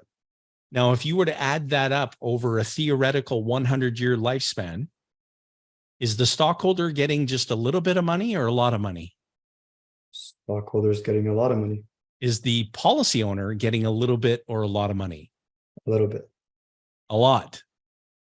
They're both Okay. getting a lot. Agreed? Got it. Got it. Yes. Yes. Okay. When you're dealing with a mutual company, there's no stockholder there.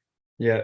The mutual company is solely responsive to the participating policy owners. Take that out over a 100-year theoretical lifespan. Yeah. Who So would you, who would you rather have a 100-year relationship with? with the mutual company, because they have my interest at heart. That's it. Not only that, just take out a calculator. Yeah. Of the portion of that surplus, because not 100% of it gets distributed, even in a mutual company, a portion of it gets set aside as continuing capital surplus. They're a business. They want a surplus. Capital. You get it? Okay. Yes, I do. Let's try Yeah. it. Okay. So they set aside an ongoing surplus, Where does that come from? Net income Right. and premium, a portion of it. The part of that surplus that is distributed solely to the participating policy owners. So when you hear these, financial entertainers out there who talk about, hey, do you realize that if you have money in this mutual fund and you're paying even just a 2% MER fee every year, over the course of the next few decades, you can wipe out more than 30% of your wealth just in fees.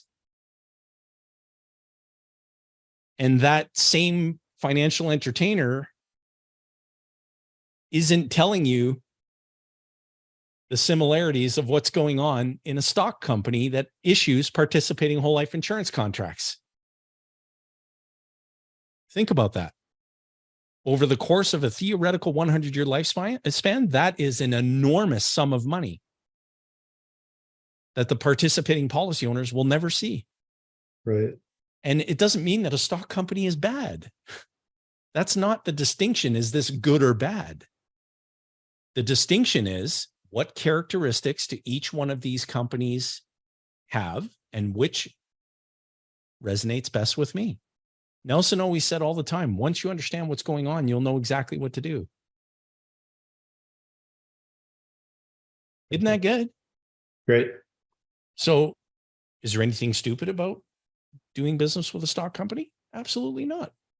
But you need to understand what's going on so that you can make the best decision about what you want to do.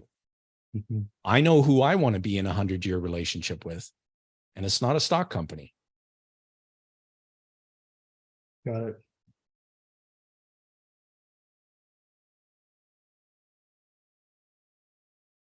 Jason, if I may share a question that came up earlier, and this was to do with, some businesses obviously sit on a pot of cash, right? So the cash flows are not kind of regular for everyone.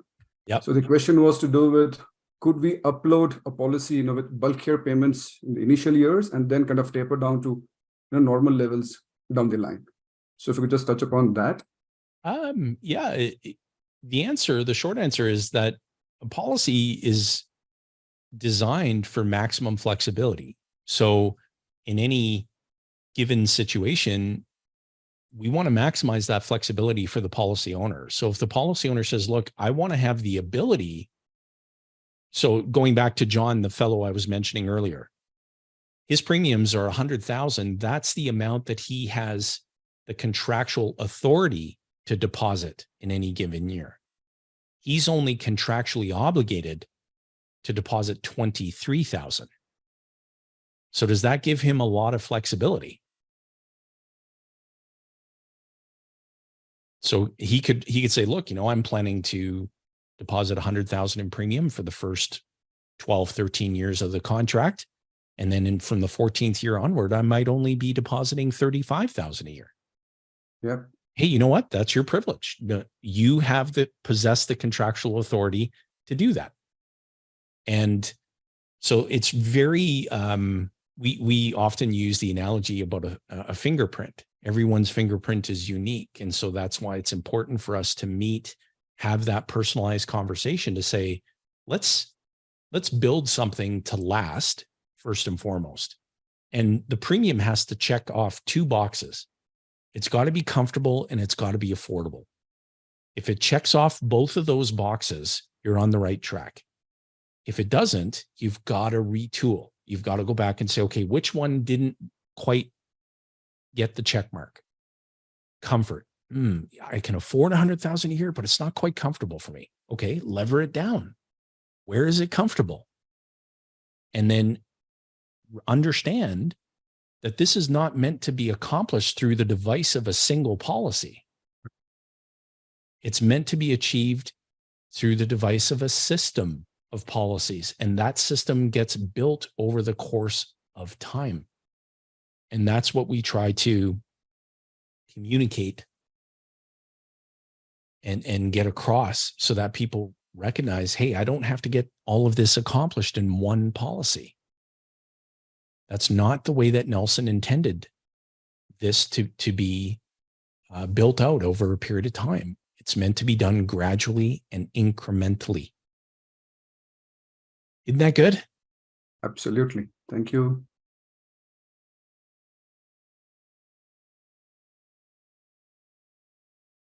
But surely there's got to be more. And Sarblo said, don't call me Shirley. I didn't mean that for you, Sarblo. I just meant in general. We did get the question, Jason, about the 56-year-old and whether, if you started then, if your policy should be to age 100. I think that's a good question for people to understand. That's a very good question for people to understand. I always want a system that can accommodate my capital. And far too often, because of, again, all of the language and the noise that's out there, there are very specific uses for predefined timeframes of the payment of premium. So if you're just talking about putting a policy in place, not for the purposes of implementing the process, but just for the purposes of having coverage, doing a 10-pay policy, doing a policy that can offset as early as possible so that no future premium payments are required, that serves a purpose. It serves a purpose to achieve an objective. But if you're getting into the banking business, so you're cranking up a business that never existed before, do you want to apply a time frame where that business can no longer receive your capital? I don't. Not you, but I'm saying if a person thought about it logically to say, okay, I'm gonna crank up this new business where no business existed before, and I want to be able to stop capitalizing that business. Insert the time frame. 10 years from now, 5 years from now, 6 years from now. Really? When our prospective clients really understand what's going on, their question for us is not how soon can I stop paying the premium? It's how long can I pay it for? And unfortunately, we can't go any farther past age 100. Unfortunately. Then they move into, can I put more? How can I put more in? Right, exactly. And a good point in the chat window, insurance companies are strong pillars of any economy. Not sure I've heard of an insurance company failing yet. Leon, that's actually a really good point. If you go back just to the most recent of financial crises, not a single life insurance company failed. They're the most financially solvent institutions on the planet. And that's not because of coincidence or luck. It's an engineered outcome. And so if you understand that your money, your capital, it must reside somewhere, there are no exceptions, then what better place to have it reside than here? We talk all the time where we ask if we can tap into logic. Can we tap into each other's logic for a moment? Everyone that we can see on the screen. So let's tap into our logic. If I can become a co-owner of a company that's never failed to produce a divisible profit, if I'm already a business owner, you've got my undivided attention. Okay, I can become a co-owner of a company that's never failed to produce a divisible profit. Is that correct? Yes. My ticket to co-ownership is premium. And the more premium I put in, the more capital I get out. I'm doing all of this on a tax-free basis. I get daily cash value accumulation that can't go backward. Do I like a surplus on my corporate balance sheet that can't go backward? Yes. How big do I want it to be? Do I enjoy receiving dividends that once declared are contractually guaranteed to be paid? They can't be repossessed and they can't lose value ever. Am I ever going to dislike that? Do I enjoy the contractual authority of having ready access capital on demand on my terms, where each time I gain access to capital, I'm not reducing any of the value of the asset that collateralizes the money I'm getting? So here's the logical question. How much of my capital do I not want residing there?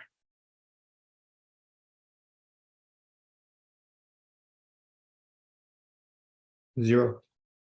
That's the logical response. And so it's not about how does this compare to insert whatever product you want here. It has nothing to do with comparison.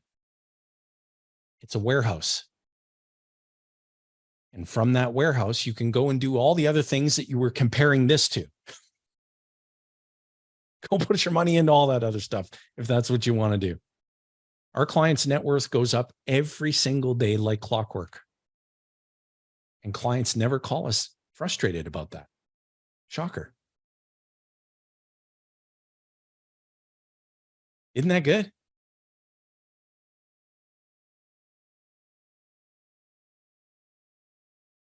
Today's lesson in logic brought to you by our sponsors at Ascendant Financial, the gold standard in educating North Americans on the process of becoming your own banker, the infinite banking concept. That's actually a pretty good, we got to get the, probably record that with a little bit of music and stuff behind it. Oh, the Googles. Did somebody just put the Googles in the chat window? Yeah, we got some Google links in there. Oh, good.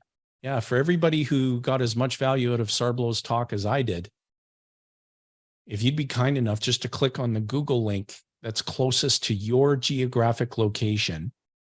If there isn't a link closest to your geographic location, then just choose one. And when you get there, give us a rating. Give us a rating and share maybe in a sentence or two something about your experience here with Sarblow today, who I just sat here smiling with pride ear to ear, listening and watching Sarblow do such a great job. So if you felt like you took away some value from today, we would just be so grateful if you took a moment, because I'll tell you, we get connected to people all the time where we ask them, what was the tipping point? Why did you connect with us now? We've been binging your content. We've read dozens of these Google reviews. So you have no idea how impactful your review could be. That could be the tipping point for somebody to make that connection with us. And so we would be incredibly grateful if you took a moment to leave us a review in exchange for the value that Sarblow provided to you here today.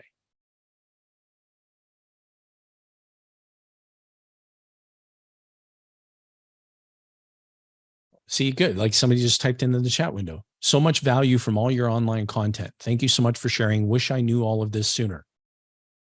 It's definitely way more coming. So stay tuned. The good news is that you can't say that later on. Yeah. Because you're here today. Because we hear that all the time. Oh, I wish I would have known about this 5 years ago. I wish I would have known about this 10 years ago. Well, you can't say that 10 years from now. You're here today. The only thing getting in the way of you having a different outcome 10 years from now is taking the action of creating a time to meet with the right person on our team. And all it requires is an investment, not of your money, of your time. So respecting the use of your time, book that call. You'll be glad you did. And if you don't get any value from it, just get a hold of Sarblow and he'll donate $1 million to a charity of your choice. And he'll use a policy loan to do it. I'll use policy loans to buy Bitcoin, and hopefully Bitcoins will be able to take care of all that. All right.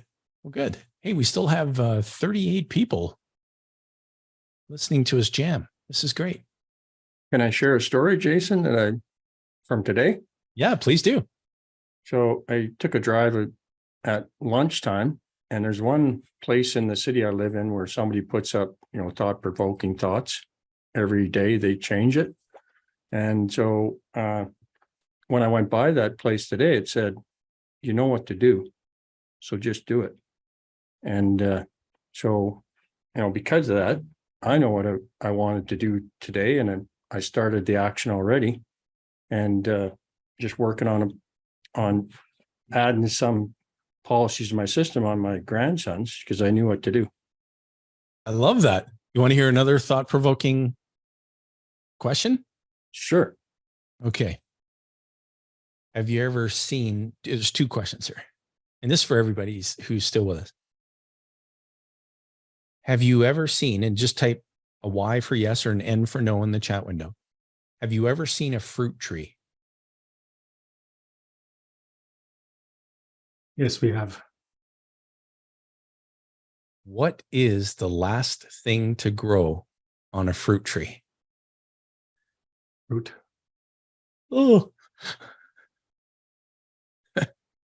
think about it. Just think about it as it relates to everything you heard today.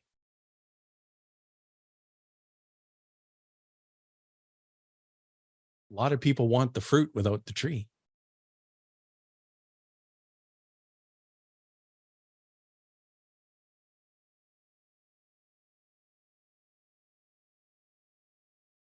Love it. It's good. It's good.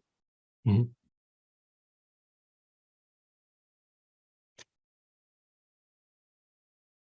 And for anybody, I shared this just earlier today. I was having a conversation with a gentleman from Tampa, and we were talking about the family and the importance of the family banking system. And I said, you know, the one thing that I would share with folks is that for people who decide not to plant the tree today because they're not the ones that are going to benefit from the shade, have missed the point entirely.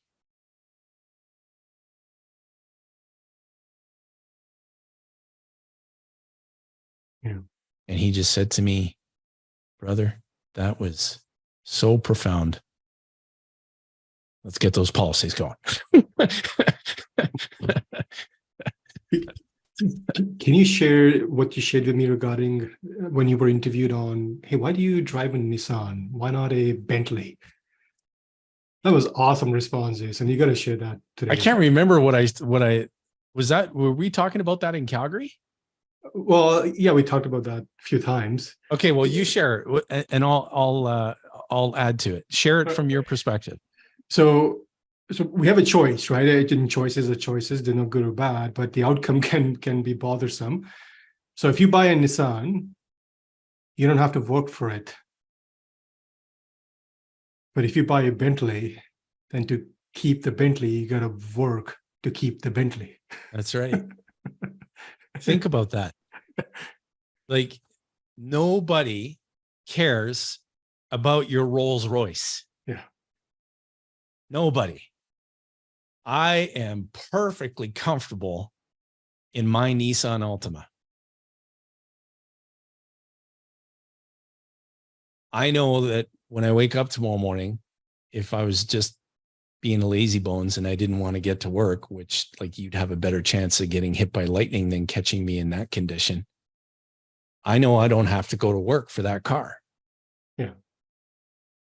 But if I'm wanting to drive around looking like I'm all that in a bag of chips in that beautiful Rolls Royce of mine, that probably cost $9,000 just for an oil change, like, who cares about that stuff? But hey, if that's all, the power to you. If that, not you, Sar, but I mean in general, if a person wants that, hey, if that's your fancy, hey, that's great. It's just not mine. That kind of stuff just doesn't make any sense to me at all. But if I was going to buy one, then I would use passive income from investments to go and buy it, not earned income. The earned income goes into multiplying more money. And then that multiplied money can be utilized for whatever it is that, you know, you want to acquire. But so many people do it where they miss that important step. They just take the earned income and they go and spend it on those things, or they take the earned income and use it as leverage to get access to someone else's money in the form of credit. And then they go and buy that thing that's depreciating the moment you take ownership of it. That we come across people who are just broke at a different level. You can be irresponsible financially at any level, whether you're making $15 an hour or you're making $15,000 an hour. You're already 100% disciplined in your own set of habits, regardless of what your income level is. What you just say, Jason, I think people just need to have that message, just sit with them. You're 100% disciplined in all. What was it? You're 100% disciplined in your habits, in your own set of habits. In your set of habits. That's You're just already very profound. 100% Yeah. disciplined in them. How many cars have you bought up to this point in time in your life?